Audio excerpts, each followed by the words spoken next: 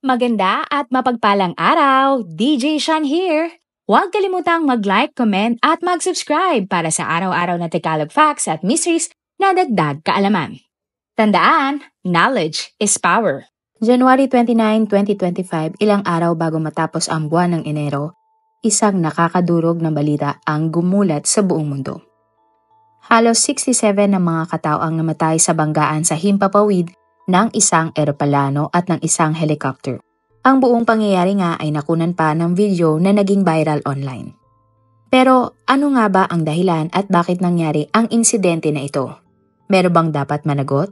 Sino-sino ang mga biktima? Ang ilan sa mga yan ay masasagot ng ating video ngayon. Ang batang umiyak sa video na iyan ay ang anak ni Police Colonel Pergentino Bong Malabed Jr. Umiiyak ang bata dahil ayaw niyang mawalay sa kanyang tatay na isang pulis. Pero nang mga oras na ito, sinigurado naman ni Police Colonel Bong sa bata na siya ay uuwi at sinabing, "I'll see you soon, baby." Subalit, walang mag-aakala na ito na pala ang huling pagkakataon na makakasama ni Colonel Bong ang kanyang anak. Isa kasi siya sa mga biktima ng madugong banggaan ng isang eroplano at helicopter sa Amerika. Si Police Colonel Pergentino Bong Malabed Jr., ang chief ng Supply Management Division na nag-iisang biktimang Pinoy sa plane crash na ito. Siya ay miyembro ng PNP Academic Class of 1998. Ayon sa mga balita, siya ay nasa official travel nang nangyari ang insidente. Hindi naman nadamay sa insidente ang dalawa nitong kasama. Kasama ni Police Colonel ang isa pang pulis noon na non-commissioned officer at isang non-uniform personnel na nagpunta sa India upang suriin ang mahigit 2,000 vests na bibilihin ng PNP. Dumating sa India si Police Colonel Malabed noong January 22 at bumalik sa Amerika para isagawa ang partner testing na bibiling vest ng PNP. Sinabi pa sa mga balita na mag-isa siyang bumiyahe mula Kansas patungong Washington DC para sa kanyang exit call kay Colonel Moises Villaseran na Philippines Police Attaché sa Washington. Hindi malilimutan ng PNP ang dedikasyon at sakripisyo ni Police Colonel Malabed sa kanyang pagseserbisyo. Tinulungan ng PNP ang kanyang asawa na magtungo sa Amerika para opisyal na kilalanin ang labi ng kanyang asawa. At February 1, 2025 ng gabi, dumating sa Washington DC ang asawa ni Police Colonel Malabed para tukuyin at kunin ang labi ng kanyang asawa.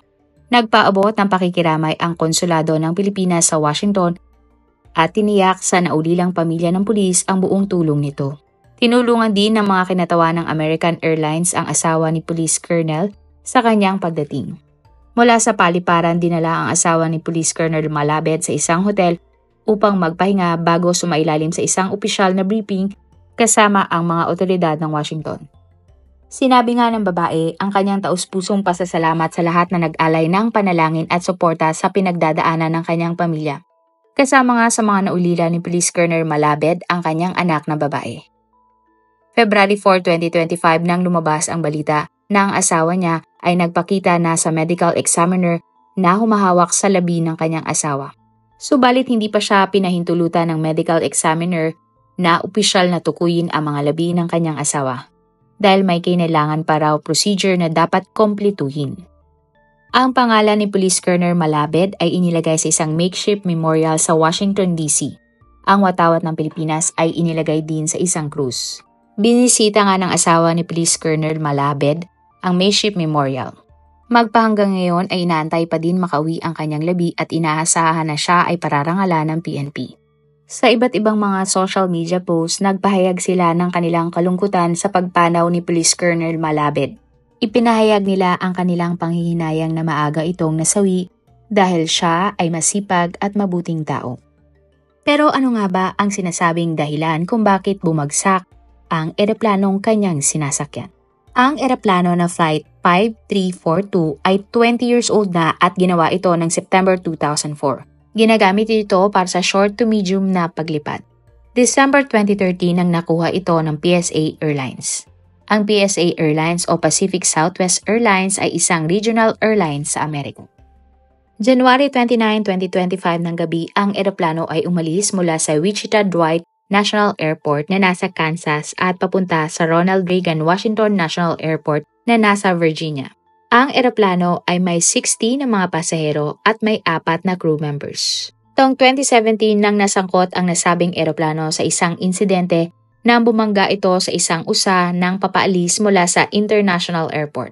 Pero agad namang naayos ang eroplano na ito. Ang naging kabanggaan naman ng eroplano na ito ay isang helicopter. Ang helicopter ay pagmamay-ari ng United States Army Sikorsky UH-60L Black Hawk. Ginagamit ang helicopter para ibiyahe ang mga executive at senior na opisyal ng gobyerno at mga sundalo. Ang call sign ng helicopter ay PAT-25 na ibig sabihin ay Priority Air Transport. Nasa training flight palabas ng Davidson Army Field ang helicopter na mangyari ang banggaan. Sa loob ng helicopter may 3 crew na mga sundalo. Ang kapitan o pilot flying helicopter ay isang babae na 28 years old. Nang mangyari ang banggaan, sumasailalim ang piloto sa kanyang annual evaluation flight. Ang annual evaluation flight ay paglipad na isinasagawa sa gabi para mahasa ang piloto sa madilim at malamig na klima na pagpapalipad ng helicopter. Bago ang insidente, 450 hours na ang flight time ng piloto. Kasama din niya ang isang lalaking sundalo na 39 years old at nagsisilbing pilot monitoring. Kapag ikaw ang pilot monitoring, trabaho mong magmasid o i-cross-check ang mga ginagawa ng piloto o ang pilot flying. Ang pangatlong pasahero ng helicopter ay isang lalaking staff sergeant na 29 years old. Ang airspace ng paligid ng Reagan National Airport ay itinuturing na isa sa pinaka-kontroladong airspace sa buong mundo at malapit ito sa Potomac River. Restricted ang area na ito para protektahan ang mga government buildings sa paligid. Kilala ang Potomac River dahil sa paligid nito ay may mahalagang landmark katulad ng Pentagon at Pentagon City. Sa bandang norte naman makikita ang United States Capitol Building, isang simbolo ng demokrasya ng Amerika. Ang airspace sa ibabaw ng Potomac River ay isa sa pinaka-busy na airspace o madami talagang dumadaan ng mga eroplano. Maraming hakbang ang ginagawa upang mabawasan ang pagsikip ng airspace sa paligid ng paliparan. Ngunit taong 2024 nang aprubahan ng Kongreso ng Amerika na dagdagan ang papunta at papaalis na flight sa naturang airport. Ayon sa isang balita, tulad ng ibang air traffic control facilities, ang tower sa Reagan Airport ay kulang sa trabahador ng gabi ng banggaan. Ang bilang ng staff sa tower ay hindi normal ng oras na iyon, hindi tugma sa dami ng traffic ng mga eroplano. January 29 ng gabi, isa lamang ang controller na siyang humahawak ng mga helicopter na lumilipad sa paligid ng paliparan ng Reagan Airport. Kasama din sa trabaho ng tao na ito na tulungan ang mga eroplano na umalis at lumapag sa airport. Ayon sa mga balita, ang mga trabaho na iyon ay 2 tao dapat ang gumagawa. Mula alas 10 ng umaga hanggang 9:30 ng gabi. Kapag naman sumapit na ang alas 9 ng gabi, pwedeng 1 tao na lang ang gumawa noon dahil mahina na ang air traffic o kakaunti na lang ang lumilipad sa paliparan. Ngunit ng gabi ng banggaan, lahat ng trabaho ay ginawa lamang ng isang air controller supervisor bago ang 9:30 ng gabi at isa pang air traffic controller ng umaga. January 29 ng gabi, ang passenger plane ay malapit nang lumapag sa runway 33.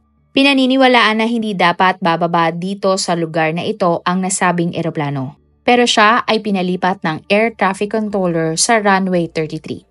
Ang stage na ito ay tinatawag na short final at ang eroplano ay 400 feet mula sa lupa. Kung tutuisin, ilang segundo na lamang ay nakalapag na ang eroplanong ito. Ang paglanding ng mga eroplano ay itinuturing na pinaka-critical at bawat segundo ay mahalaga. Sa panahon na ito, ang piloto ay nakafocus na ligtas na mailapag ang eroplano. Kasabay ng dapat paglanding ng naturang eroplano ay nasa himpapawid din ang Black Hawk helicopter. Karaniwan talagang training area ng mga helicopter ang ibabaw ng Potomac River kaya hindi na bago na may lumilipad na helicopter sa nasabing lugar. Magkaiba ang flight rules ng eroplano at helicopter.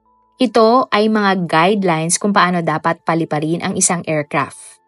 Ang helicopter ay gumagamit ng visual flight rules. Ibig sabihin, kailangang mag-obserba ng helicopter sa kanyang paligid para iwasan ang ibang mga aircraft.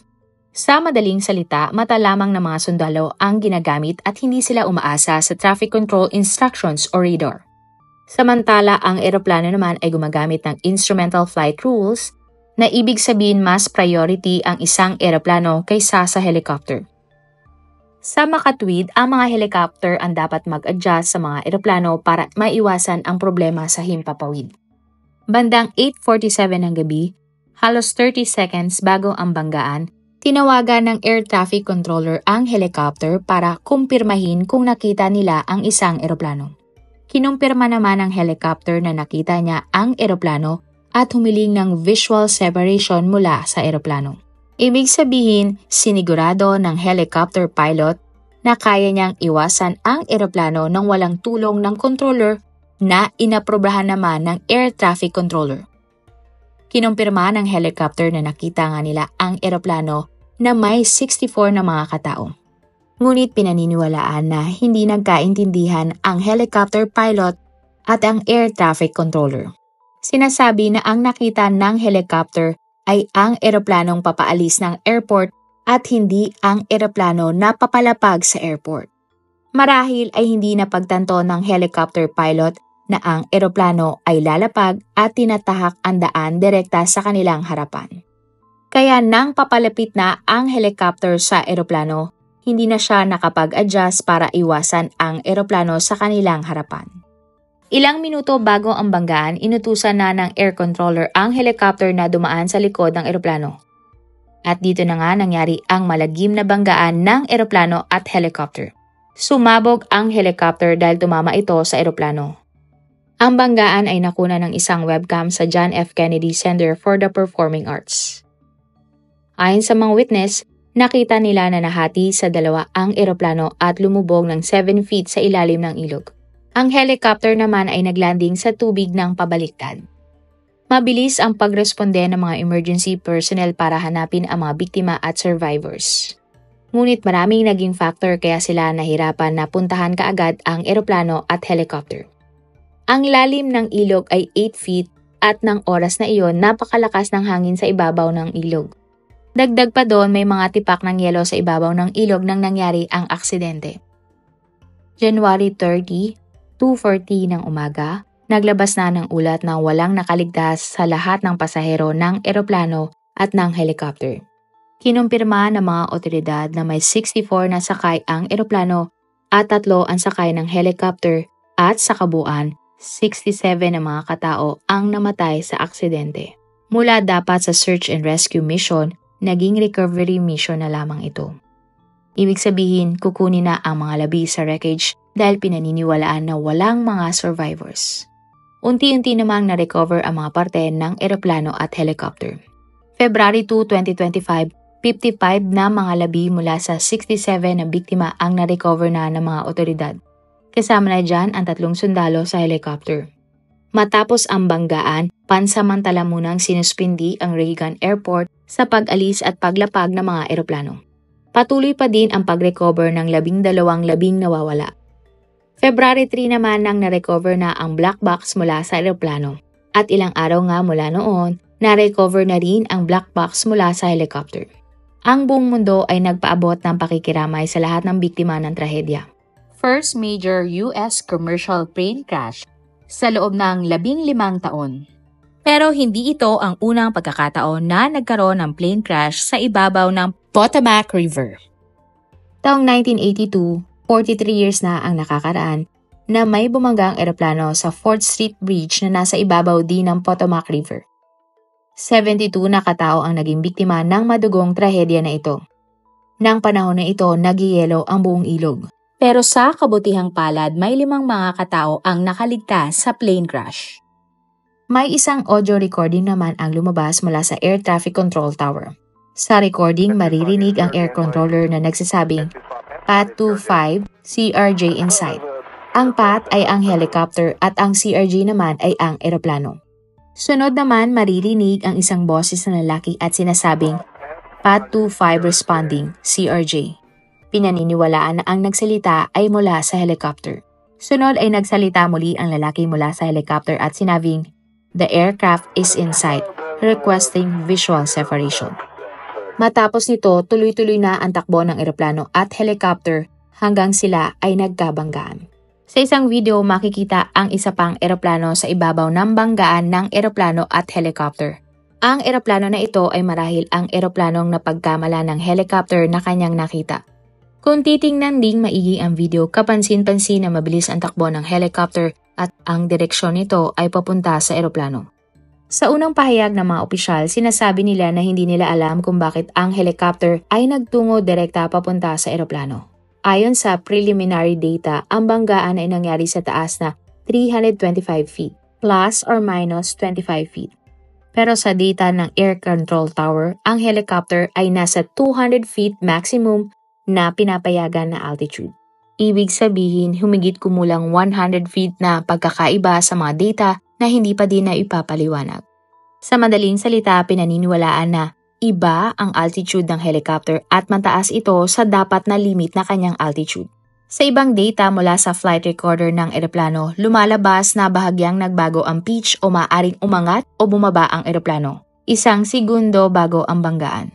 Nagpapahayag lamang ito na tinangkang umiwas ng mga piloto ng eroplano sa helicopter. May mga balita naman na nagsasabi na nagkaroon ng miscommunication at pagkalito sa pagitan ng helicopter at air traffic controller. Matatandaan na isa lamang ang air traffic controller na nangyari ang banggaan, kahit na dapat sila ay dalawa. Ayon sa radio transmission, 2 beses winarningan ng air traffic controller ang helicopter tungkol sa papalapit na eroplano. Isa din sa posibleng sinasabing dahilan kung bakit nangyari ang banggaan at katanungan nga ng ilan, bakit 3 lamang ang sakay ng helicopter na dapat 5 mga katao? Para sana bawat anggulo ng helicopter ay may magsusurvey kung may papalapit na eroplano sa kanilang dadaanan. At dahil nga 3 lamang ang sakay ng helicopter, pilot monitoring na nagche-check maigi ng trabaho ng ginagawa ng pilot at ang isang pasahero nga ng helicopter ay ang lalaking staff sergeant na siyang tumitingin sa mga papalapit na eroplano sa kanilang paligid. At ang trabaho niya dapat ay 3 o 4 na mga katao. Isa din sa sinasabing dahilan ay posibleng dahil nakasuot ng night vision goggles ang mga sundalo at maaring nalito sila. Dahil nga sa malawak ang kapaligiran ng paliparan, madaming ilaw sa kanilang paligid. Kasama na dyan ang mga eroplano at building sa lugar. At hinala ng ilan, maaaring inakala nila na ilaw mula sa ibang building ang eroplano na kanilang kasalubong. Sa isang post naman sa Twitter ni US President Trump, sinabi niya na malinaw ang paligid ng gabi ng insidente. Malakas ang mga ilaw mula sa eroplano. Bakit hindi tumaas o bumaba o lumiko ang helicopter? Bakit hindi sinabi ng control tower sa helicopter ang gagawin imbis na tanungin kung nakita niya ba ang eroplano? Mukhang ang sitwasyon na ito ay maaaring naagapan. Bukod kay Police Colonel Malabed, kabilang sa mga nasawing pasahero ang ilang US figure skating athlete, staff at miyembro ng pamilya ng mga atleta. Pauwi na ang ilan sa kanila mula sa National Development Camp na ginanap kasabay ng 2025 US Figure Skating Championship sa Kansas. 28 na miyembro ng figure skating community ang nasawi at 11 years old ang pinakabata sa mga ito. Pinaniniwalaan nga na ilan sa mga nasawi ay ang mga magagaling na coach, mga bata at magagaling na figure skating athletes. Ang ibang biktima naman ng banggaan ay 4 na empleyado, 3 estudyante at 6 na mga magulang. Kabilang na din ang 3 abogado, 2 Chinese, 1 Pakistani, 2 Polish-American, 1 Danish citizens at ilang German national. Kasama din sa listahan ng biktima ay 1 estudyante na a-attend ng kolehiyo at President-elect ng National Association of Biology Teachers. Hindi naman makapaniwala ang isang flight attendant na dapat sakay ng nasabing eroplano. Pero nabago ang schedule at hindi siya nasakay sa eroplano na iyon. Sa ngayon, patuloy pa din ang investigasyon sa nangyaring aksidente. At wala pang opisyal na dahilan ang sinasabi kung bakit nangyari ang trahedya. Pinaniniwala na aabutin na mahigit 1 taon bago ibigay ng mga otoridad ang tunay na dahilan kung bakit nagbanggaan ang eroplano at ang helicopter. Pero ayon sa ilang interview ng mga eksperto, posibleng human error ang dahilan kung bakit nangyari ito. Mayroon ka bang alam mga kwento o dagdag kaalaman na gusto mong i-share sa iba nating mga manonood? I-comment mo lang ang mga topic na gusto mong ating talakayin sa ating channel. Huwag ding kalimutang i-subscribe, i-follow at i-share ang ating mga contents araw-araw.